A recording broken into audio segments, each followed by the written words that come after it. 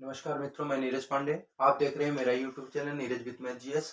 आज मैं एक नया टॉपिक लेके आया हूं, जो कि ये क्लास कह सकते हैं 12th के सिलेबस में है, परमाणु बम और हाइड्रोजन बम। तो आज बच्चों मैं आपके लिए हाइड्रोजन बम पहला लेके आया हूं, और इसके बाद हाइड्रोजन बम के बाद मैं आपको परमाणु बम और तीसरा वीडियो इसके लिए प्रोवाइड करवा दूंगा, हाइड्रोजन बम और परमाणु बम में अंतर। तो आज इसको हम जानते हैं। देखिए क्या है कि इसको हम जानते हैं कि यह कैसे कार्य करता है और इसका प्रभाव क्या होता है। और आज देख रहे हैं कि थोड़ा चहल पहल ज्यादा चल रही है। अगर विश्व स्तर पे आप देखें तो हाइड्रोजन बम और उत्तर कोरिया इसका परीक्षण भी किया है अभी तत्काल में कुछ दिन पहले। तो इस पर भी बहुत फोकस हो रहा है। तो देखिए, अगर आपको आगे और कुछ करना है, कंपटीशन एग्जाम वगैरह देना है, तो वहां इसकी जरूरत पड़ सकती है। यहाँ से क्वेश्चन बन सकते हैं, तो वहां से देखें तो उस तरीके से भी आपके लिए हितकर है। और आपके फिजिक्स का जो पार्ट है, फिजिक्स पार्ट में हाइड्रोजन बम और परमाणु बम दोनों है। क्योंकि आपको इसीलिए मैं ये प्रोवाइड करवा रहा हूँ कि अगर आप अपने सिलेबस के हिसाब से देखें तो भी आपको यहाँ काम का है। और अगर इसको और आगे देखें, कंपटीशन स्तर पे देखें, तो वहां भी एग्जाम में पूछा जा सकता है, या किसके पास है किसके पास नहीं है, ये क्या होता है, किस प्रकार का ये परमाणु होता है, किस प्रकार का बम होता है। ये सारी चीज ये मैं आपको यहाँ बताऊंगा मित्रों। तो देखिए मित्रों, हाइड्रोजन बम, हाइड्रोजन बम जैसा कि इस नाम से ही क्लियर हो रहा है कि हाइड्रोजन बम, तो अगर ये बना होगा तो निश्चित ही बना होगा हाइड्रोजन के ही किसी एलिमेंट से। ऐसा आप समझ सकते हैं कि ये बना होगा तो हाइड्रोजन के ही एलिमेंट से बना होगा। जैसे हाइड्रोजन है तो हाइड्रोजन के आप सुने होंगे 3 समस्थानिक होते हैं। हाइड्रोजन के कितने समस्थानिक होते हैं? 3 होते हैं। 1H1, 1H2, 1H3, 1H3। ये 3 प्रकार के क्या होते हैं मित्रों? समस्थानिक होते हैं। तो इन्हीं में से बना होता है। लेकिन ये 1H1 में नहीं होता है। 1H1 का यूज इसमें नहीं होता है। केवल 1H2 और 1H3 का यूज होता है, जिसको हम क्या कहते हैं? ड्यूटेरियम और ट्राइटिरियम कहते हैं। इसका खोज हुआ था 32 में। तो देखिए मित्रों, यहाँ क्या करते हैं कि अब आते हैं बात अपने बम पे कि किस प्रकार से यह पहले कार्य करता है, पहले तो ये ही प्रश्न बनेगा कि यह किस सिद्धांत पे कार्य करता है। तो आपको याद रखना, मैं इसमें देखिए जो मुख्य मुख्य चीजें हैं जो आपके एग्जाम में पूछी जाती हैं, उसको मैं इस पर लिख दिया हूं। और अन्य चीजें मैं आपको ऐसे ही बता दूंगा। आप वीडियो में अगर नोट करना होगा कर लीजिएगा मित्रों। लेकिन जो मुख्य चीजें हैं, जिनको जो जरूरी मुझे लगा कि ये आपको एग्जाम में पूछा जा सकता है डायरेक्ट, उसको मैं लिख दिया हूं कि आप उसको अगर स्क्रीनशॉट रख लेंगे तो काम करेगा। देखिए मित्रों, यहाँ क्या है? नाभिकीय संलयन अपक्रिया। यह किस क्रिया पे आधारित है? नाभिकीय संलयन। चूंकि आप ये भी सुने होंगे कि परमाणु बम और हाइड्रोजन बम, नाइट्रोजन बम, ये कई प्रकार के बम आप सुने होंगे। तो परमाणु बम जो होता है वह क्या किस पर कार्य करता है? नाभिकीय विखंडन अपक्रिया पर कार्य करता है। लेकिन ये हाइड्रोजन बम जो है यह नाभिकीय संलयन अपक्रिया पर कार्य करता है। इसमें क्या होता है?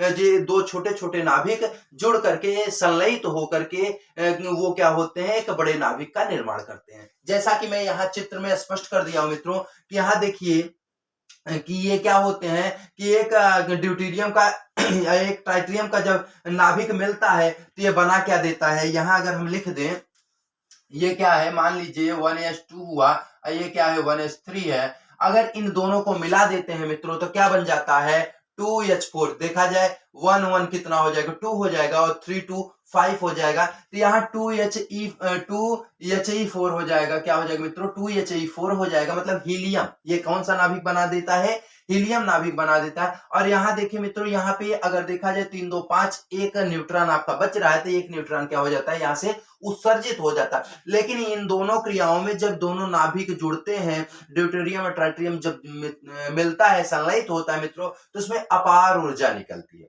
उसमें क्या होती है? अपार ऊर्जा निकलती है। तो यह असली काम क्या होता है? जो अपार ऊर्जा निकलती है यही कार्य करता है, नुकसान करता है। तो अब आगे मित्रों देखते हैं हम इसको कि यह बम आगे कैसे बन रहा है। देखिए, परमाणु बम बनाना तो देखिए वहां क्या था कि एक आसान प्रक्रिया थी।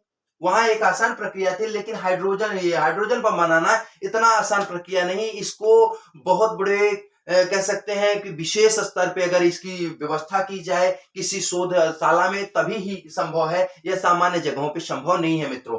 देखिए यहाँ क्या होता है, मैं ये हाइड्रोजन बम आपके लिए बना के रखा हूं। ये क्या है? आपका हाइड्रोजन बम है। अब हाइड्रोजन बम का ये हम स्ट्रक्चर बनाए हैं मित्रों। तो यहाँ देखिए ये पूरा क्या बन के आया है, एक कंटेनर के रूप में ये हाइड्रोजन बम है आपका। तो यहाँ देखिए मित्रों, तो इसको एक ये नहीं है कि एक ही क्रिया में इसको हम संपन्न कर देंगे। यह क्या होता है, 3 चरणों में संपन्न होगी। तो 2 चरण में क्या होता है कि यहाँ यूरेनियम जो होता है उस पर न्यूट्रॉन की बमबारी कराई, बौछार कराई जाती है। जब उस पर न्यूट्रॉन का बौछार कराया जाता है तो इसमें क्या होता है, जो जैसे बम होता था वो इसे विखंडन क्रिया, तो पहले इसमें कौन सी क्रिया हो रही है, नाभिकीय विखंडन क्रिया हो रही है। और नाभिकीय विखंडन क्रिया से होता क्या है मित्रों, ये क्यों कराया जाता है, इसका भी रीजन जान लीजिए कि जब इसका नाभिकीय विखंडन क्रिया कराते हैं तो यहाँ क्या होता है कि बड़े नाभिक छोटे छोटे नाभिकों में टूट जाते हैं। और जब बड़ा नाभिक छोटे छोटे नाभिकों में टूट जाता है मित्रों, तो यहाँ अपार ऊर्जा निकलती है और बहुत हीट होता है, बहुत गर्मी यहाँ मिलती है। तो ये उष्णतम गर्मी जब मिलती है तो तब जाकर के यह ड्यूटेरियम और ट्राइटिरियम दोनों क्या होते हैं, पिघल करके एक दूसरे से संलयित होते हैं। जब ये यहाँ अपार ऊर्जा होती है, और ऊर्जा का मात्रा, ऊर्जा के अगर टेम्परेचर बताया जाए तो वह लिख भी दिया हूं मित्रों, 5 करोड़ डिग्री सेल्सियस। और साथ कह सकते हैं जो सूर्य का उष्णतम मान होता है, सबसे ऊपरी मान होता है, उसके बराबर या उससे अधिक जब टेम्परेचर इनको मिलेगा तब जाकर के हाइड्रोजन बम का क्या होता है, फ्यूजन होगा। तब जाकर के यहाँ हाइड्रोजन बम का विस्फोट होता है। सामान्य स्तर पे हाइड्रोजन बम का विस्फोट नहीं होगा मित्रों। तो इसके लिए क्या होता है कि पहले इसमें नाभिकीय विखंडन अपक्रिया कराई जाती है, और जब नाभिकीय विखंडन अपक्रिया कराई जाती है तो इतना हीट हो जाता है, इसकी भट्टी इतनी हीट हो जाती है, तब जाकर के यह क्या होता है कि ड्यूटेरियम और ट्राइटिरियम दोनों क्या होते हैं, मिलने लगते हैं। और इसको चारों तरफ क्या होता है, यूरेनियम एक परतनुमा बन जाता है, चारों तरफ घेरा बना लेता है, एक चक्रनुमा घेरा बना लेता है मित्रों। और जिससे क्या होता है, बराबर इसको हीट देता रहता है। इसको हीट देखिए, काला वाला पार्ट में अंदर कर दिया है, ये ड्यूटेरियम और ट्राइटिरियम है। इसमें क्या करता है, बराबर ये करता है कि टेम्परेचर देता रहता है। और जब 5 करोड़ डिग्री सेल्सियस हो जाएगा लगभग टेम्परेचर, तब जाकर के इसमें विस्फोट होता है। अब मित्रों, जब इसका विस्फोट होगा तो आप समझिए, जिस समय विस्फोट होता है तो विस्फोट के समय जहां पर यह इसका विस्फोट होगा, उसके कह सकते हैं कि इसकी मात्रा लगभग मिनिमम अगर माना जाए तो 18 से 20 किलोमीटर आप सिर्फ धुएं का गुबार देखेंगे, सिर्फ और सिर्फ धुएं का गुबार मिलता है। अलावा वहां पे जीव जंतु, किसी प्रकार की इमारत, किसी प्रकार का पेड़ पौधा कुछ भी नहीं मिलेगा। अंत में केवल राख और राख मिलती है वहां मित्रों। ये हाइड्रोजन बम होता है। मैं इसके लिए एक इस प्रकार से शंकु के आकार का बनाया हूं। देखिए, तो यहाँ पूरा राख राख हो जाता है। ये इतना क्षेत्र इस तरफ, ये इतना क्षेत्र इस तरफ, एक वृत्त की नुमा, मतलब इसके चारों तरफ क्या होता है, केवल राख और राख ही मित्रों दिखती है। और यह क्या करता है, वहां संपूर्ण जितना जीव जंतु या जो भी चीजें वहां आते हैं, संपूर्ण का क्या कर देता है, विनाश कर देता है मित्रों। तो यहाँ मतलब हाइड्रोजन बम से कुछ भी, जितने क्षेत्र में यह इसका फैलाव है, उस क्षेत्र में कुछ भी बचना संभव नहीं है। मतलब कह सकते हैं यह एक विनाशकारी बम है। यह क्या है कि इसको स्पष्ट नाम दिया जा सकता है कि यह विध्वंसक बम है। यह किसी की रक्षा कर ही नहीं सकता है। इसे अगर ये चला तो ये अमोघ अस्त्र है, अगर ये चला तो चला ही जाएगा। जैसे वही था हाल था कि अश्वत्थामा जब ब्रह्मास्त्र चलाए तो ब्रह्मास्त्र उनको नहीं पता था, ब्रह्मास्त्र चलाना पता था लेकिन उसको वापस लेना नहीं पता था। और क्या करते हैं कि बताते हैं, भगवान श्री कृष्ण जब कहते हैं कि वापस लो, अर्जुन तो वापस ले लेते हैं लेकिन अश्वत्थामा नहीं ले पाता, कहता है हम केवल दिशा मोड़ सकते हैं। और क्या किया, अश्वत्थामा उत्तरा के गर्भ में उसका दिशा मोड़ दिया, और उसके जो परीक्षित आने वाले थे उनको वो लगा, तो वहां भगवान श्री कृष्ण को उनके गर्भ में जाकर के उनकी रक्षा करनी पड़ी। तो मित्रों, यहाँ तो भगवान श्री कृष्ण वहां पहुंच गए थे, उनमें गर्भ में पहुंच करके उनको एक कवच बना करके उनकी गर्भ में रक्षा कर लिए। लेकिन आज जो हमारे वैज्ञानिक परमाणु ये हाइड्रोजन बम बना दिए हैं, तो मुझे नहीं लगता ऐसा कोई भगवान है, ऐसा कोई है जो उसको जाकर के कवच रूप में पकड़ लेंगे और उसको क्या करेंगे, वहां विनाश होने से रोक सकते हैं। तो मित्रों, यह क्या है, वही अश्वत्थामा जैसा क्या है, यह ब्रह्मास्त्र है। लेकिन यह ब्रह्मास्त्र क्या है कि चल जाएगा तो कृष्ण वहां नहीं पहुंचेंगे बचाने के लिए, उस एरिया में केवल राख और राख ही दिखेगी मित्रों। तो देखिए, ये क्या है कि वहां क्या कर रहा है, चारों तरफ देख रहे हैं कि वहां पे क्या कर रहा है, पूरा राख का गुबार बना दे रहा है, पूरा एरिया ही खंड खंड में तोड़ तोड़ के खत्म कर दे रहा है मित्रों। और ये इस प्रकार से कार्य करता है। इसकी कार्यविधि आपको, कार्यविधि समझ में आई मित्रों। अब आप इस पर कार्यविधि लिख सकते हैं। इसका आप लिख सकते हैं कि किस सिद्धांत पे काम करता है। इसका दूसरा नाम भी है, इसको नाम दूसरा दिए हैं थर्मोन्यूक्लियर बम। इसको क्या कहते हैं? थर्मोन्यूक्लियर बम, या इसी को एच बम कहते हैं। एच मतलब हाइड्रोजन बम कहते हैं मित्रों। एच बम कहिए या थर्मोन्यूक्लियर बम कहिए। अब इसका प्रभाव देखिए मित्रों, जब जिस समय इसका विस्फोट होता है, अब जब 5 करोड़ डिग्री सेल्सियस पर इसका विस्फोट होता है सूर्य को उस तापमान पे, आप ऐसे समझिए जब चिलचिलाती धूप में 12 बजे कोई कह दे कि सूर्य की तरफ देखिए, तो हम नग्न आंखों से सूर्य से आंखें मिलाकर के नहीं देख पाते हैं। ये समझिए जब इतना नीचे से हम उसको नहीं देख पाते हैं, और इसको अगर हम देखेंगे तो क्या स्थिति होगी मित्रों। सूर्य जबकि हमसे कितना दूर है, बहुत दूर है, उसके बाद भी हम उसको नहीं देख पाते हैं। तो जब ये इसको देखेंगे तो क्या होगा कि अगर इसका प्रभाव ये है कि इसको अगर हम विस्फोट होते हुए देख लेंगे, कोई व्यक्ति देखेगा, कोई इंसान देखेगा, तो उसकी आंखें क्या हो सकती हैं? खत्म हो सकती है, मतलब वह अंधा हो सकता है। दूसरी बात, अगर वह व्यक्ति उसके हवा के चपेट में आया मित्रों, तो वह कई किलोमीटर दूर फेंका जा सकता है। वह क्या होगा? कई किलोमीटर दूर फेंका जा सकता है। अगर एक सामान्य देखा जाए 18 से 20 किलोमीटर इसका लगभग रेंज होता है। अगर और इसमें मटेरियल ज्यादा डालेंगे तो यह और लंबा विस्फोट करेगा, लेकिन सामान्य तौर से यह 18 से 20 किलोमीटर दूरी को क्या कर देता है? राख राख कर देता है मित्रों। और प्रभाव क्या है कि वहां उस एरिया में क्या होगा, फिर जल्द कुछ होने वाला नहीं है, क्योंकि उसको पूरा पूरा वो राख कर देता है। अब आगे इसके सबसे बड़ी बात होती है भैया, जो किसी के अगर कोई आया है तो वह किसी न किसी के माध्यम से आया होगा, अर्थात उसके माता पिता जरूर होंगे। तो हम इसके माता पिता के बारे में बात करते हैं। खोजकर्ता जिनको कहते हैं हम जनक कहते हैं, फादर ऑफ हाइड्रोजन बम कहेंगे, ये एडवर्ड ट्रेलर जो है, ये क्या है? हंगेरियन मूल के थे। मूल क्या था? मुख्य रूप से थे तो दूसरे जगह के, हंगेरियन मूल के थे, लेकिन वो अमेरिका में बस गए थे, इसलिए अमेरिकी वैज्ञानिक थे। जैसे कि अभी अभी क्या है, ब्रिटेन के जो प्रधानमंत्री बने हैं, तो वो ऋषि सुनक, तो वो क्या है? भारतीय मूल के हैं, लेकिन वहां बने हैं तो वो भारतीय मूल के ब्रिटिशियन कहलाएंगे। तो वो ये क्या है? हंगेरियन मूल के क्या है? अमेरिकी वैज्ञानिक थे, एडवर्ड ट्रेलर। इनको आपको याद रखना है मित्रों, क्योंकि ये अक्सर पूछा जा सकता है, वैसे भी हर एग्जाम में पूछा जाता है, हाइड्रोजन बम के खोजकर्ता कौन है, ये अक्सर पूछा जाता है। तो आपको हाइड्रोजन बम के खोजकर्ता, जैसे परमाणु बम के हैमर हैं, तो इस प्रकार से ओपन हैमर, जैसे इस प्रकार से कुछ भी कोई भी पूछा जाए मित्रों, जहां से आपको ज्ञान मिले, ज्ञान को इकट्ठा करते रहना चाहिए, क्योंकि आप जानते हैं परे पावन ठौर पे तजय न कंचन तजय न कोय। तो जहां से ज्ञान मिल जाए, आप अगर गंदी जगह पे भी क्या रहे, कुछ कंचन सोना गिरा रहे, कोई देख लेता है तो उठा लेता है, उस प्रकार से ही व्यक्ति आपको मित्रों क्या करना चाहिए? अगर कहीं भी ज्ञान मिल रहा है तो ज्ञान को समेट करके अपने पास रख लेना चाहिए, क्योंकि ज्ञान ही विद्वान सर्वत्र पूजित है। विद्या के माध्यम से ही आप हर जगह पूजित हो सकते हैं। इसलिए मित्रों, जहां ही ज्ञान मिले वहां उसको ले लेना चाहिए।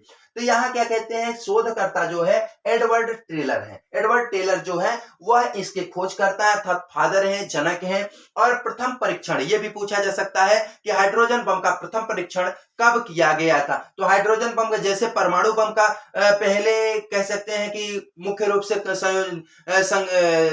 ये कह सकते हैं कि अगर अमेरिका ही, चूंकि मुख्य रूप से उसका जो कलेक्ट करने वाला देश था, उसको अपने पास रखने वाला देश था, इकट्ठा करने वाला देश था, वो कौन था? अमेरिका था। और हाइड्रोजन बम को भी इकट्ठा करने वाला देश कौन था?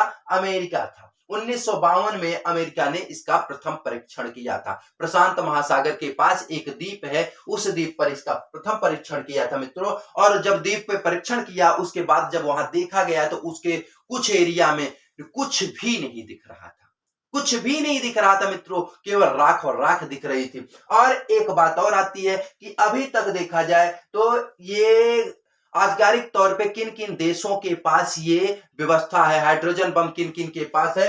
तो देखिए, हाइड्रोजन बम है अमेरिका के पास, रूस के पास, फ्रांस के पास, ब्रिटेन के पास, चीन के पास, अपने देश भारत के पास, और पाकिस्तान के पास भी है, और इजराइल है, इजराइल के पास में है।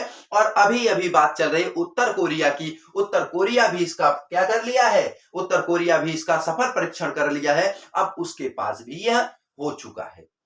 तो देखिए मित्रों, ये आपको जानकारी यहां से मिली। अब एक चीज और बता देते हैं कि जो हाइड्रोजन बम का विनाशक क्षमता है, वह परमाणु बम की अपेक्षा क्या होती है? 1000 गुना ज्यादा होती है। अर्थात ये कह सकते हैं कि जो 1 किलोग्राम 1 किलोग्राम का अगर कोई परमाणु बम होगा, जितना नुकसान करेगा उतना 1 ग्राम का हाइड्रोजन बम नुकसान करेगा। अर्थात कह सकते हैं कि अगर एक एग्जांपल लें कि परमाणु बम क्या कर सकता है कि 1 किलोमीटर दूरी को नुकसान कर रहा है, तो यह क्या करेगा 1000 किलोमीटर दूरी को नुकसान पहुंचाएगा। आप जानते हैं कि जब 1945 में हिरोशिमा और नागासाकी पे बम गिराया गया था मित्रों, तो वहां ये कह सकते हैं कि 70 शहरों को, जापान के 70 शहरों को क्या किया गया था, नुकसान पहुंचाया गया था। और लगभग वहां माना जाए मित्रों तो 1,40,000 के आसपास क्या थी, वहां की आबादी थी, और वह क्या हो गई थी, बर्बाद हो गई थी। तो मित्रों ये समझिए, जब 1,40,000 आबादी परमाणु बम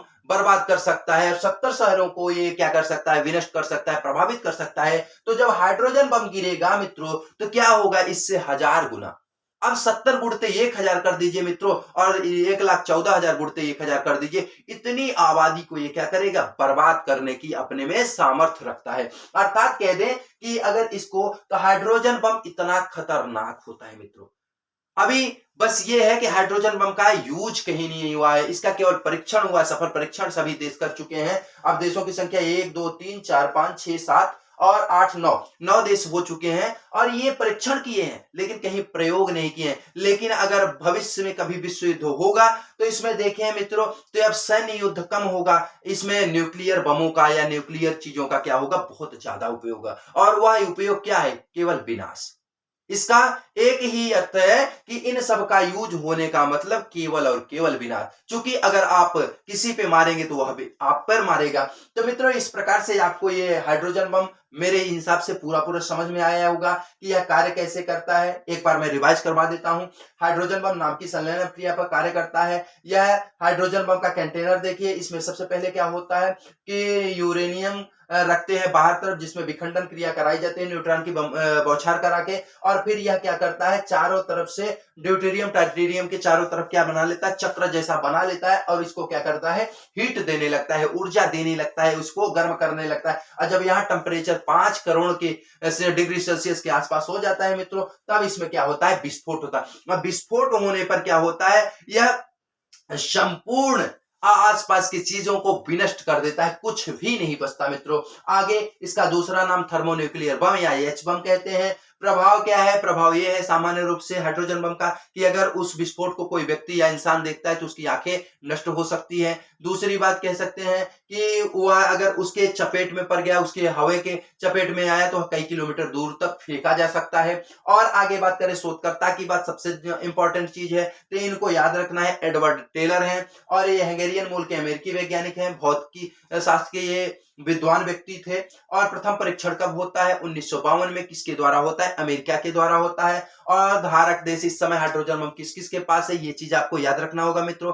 अमेरिका हो गया, चीन हो गया, रूस हो गया, और ब्रिटेन हो गया, फ्रांस हो गया, भारत हो गया, इजराइल हो गया, और पाकिस्तान हो गया। और अब क्या कर लिया है, उत्तर कोरिया भी इसका सफल परीक्षण कर लिया है मित्रों। तो इस प्रकार से ये क्या है, इतना ही आपके काम का है। बहुत जानकारी आप बहुत डीप मत लीजिए, जितनी जरूरत है। क्योंकि क्या होता है, खाली दिमाग के इंसान का, जो खाली इंसान का दिमाग होता है, वो कभी कभी खुराफात सीखने लगता है। इसलिए मित्रों इतने सीखिए कि जितने से आपको जानकारी मिल सके। इसका कभी भी आप लोग अपने घरों में या अन्य जगहों पे इसका यूज नहीं करेंगे, इस चीज को बनाने की कोशिश नहीं करेंगे। इससे हो सकता है कि आप बम तो नहीं बना सकते, लेकिन इतना जरूर कर सकते हैं कि उसको बनाते समय कहीं अपने आप को या अपने अगल बगल के क्षेत्रों को नुकसान पहुंचा सकते हैं। तो मित्रों मैं आपसे यही कहूंगा कि ऐसे पदार्थों का आप या ऐसे चीजों का आप कभी भी परीक्षण नहीं करें। ये परीक्षण सिर्फ और सिर्फ वैज्ञानिकों के लिए है, और सिर्फ ऐसे जगहों पे होता है जहां पर इसके लिए सारी व्यवस्थाएं होती हैं। आप सामान्य जगहों पे ये सामान छोटी छोटी चीजें लेकर के यूरेनियम कहीं पा जाइए तो उसका प्रयोग मत करने लगेगा, नहीं तो सिर्फ आपको नुकसान होगा, और जहां पे आप कार्य करेंगे वहां नुकसान होगा। तो मित्रों ये देखिए कि आपको देश को आगे बढ़ाना है, न कि देश को नीचे ले जाना है। क्योंकि आपके कुछ गलत एक्टिविटीज से देश नीचे जा सकता है। ऐसा कार्य कभी न करें जिससे आपके माँ बाप को या आपके गुरुजन को या आपके देश को क्षति पहुंच सके, चाहे आर्थिक पहुंचे, चाहे मानसिक पहुंचे, चाहे शारीरिक पहुंचे। अगर उनको क्षति पहुंचती है मित्रों, तो ये कहीं ना कहीं आपके लिए क्या है कि बहुत कह सकते हैं कि एक प्रकार से गलत संदेशा होगा, समाज में आपके लिए कुछ गलत सोचा जा सकता है। तो अपने चरित्र को बना के रखिएगा मित्रों। अब इस सेशन को हम यही रखते हैं, देखते हैं नेक्स्ट वीडियो में आपको हम परमाणु बम बताएंगे और उसके बाद एक नया वीडियो लेके आएंगे जिसमें परमाणु बम और हाइड्रोजन बम दोनों का सम्मिश्रण करके कौन कितना ताकतवर है, कौन कितना शक्तिशाली है, कौन ज्यादा कार्य करता है, कौन कम कार्य करता है, कौन ज्यादा विनाशक है, कौन तुरंत के लिए विनाशक है, कौन देर के लिए विनाशक है, ये सारी चीजें हम उस तीसरे वीडियो में डिस्कस करेंगे मित्रों। अगर आपको ये सेशन अच्छा लगा हो तो लाइक कीजिए, शेयर कीजिए, सब्सक्राइब कीजिए, जितने लोगों तक हो सके पहुंचाइए, क्योंकि ये क्लास 12वीं में फिजिक्स में है, इसलिए मैं इस टॉपिक को लेके आया हूं मित्रों। नमस्कार मित्रों, जय हिंद, जय भारत।